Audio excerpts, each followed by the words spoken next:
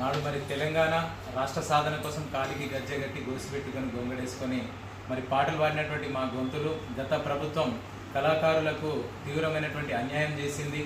మరి ఉద్యోగాలు ఇవ్వాలి, మమ్మల్ని ఆదుకోవాలని అడిగితే మమ్మల్ని జైలు పాలు కూడా చేయడం జరిగింది. మరి ప్రస్తుతం ఎందుకంటే అనేక రోజుల నుంచి మేము కొట్లాడుతున్నాం. ప్రస్తుతం ప్రజాపాలన ఆ గత ప్రభుత్వాన్ని గద్దెదించి ప్రజాప్రభుత్వం రావాలనే ఉద్దేశంతో మా కళాకారులు ఇందులో కూడా మేము పాత్ర పోషించడం, దాంతోపాటుగా గౌరవ ముఖ్యమంత్రి గారు, తెలంగాణ ముఖ్యమంత్రి గారు మాకు సానుకూలమైనటువంటి స్పందన ఇవ్వడం జరిగింది. కళాకారులను ఆదుకుంటాం, ఖచ్చితంగా ఉద్యోగాలు ఇచ్చే దిశగా మేము ప్రయత్నం చేస్తున్నామని వారు అనడం జరిగింది.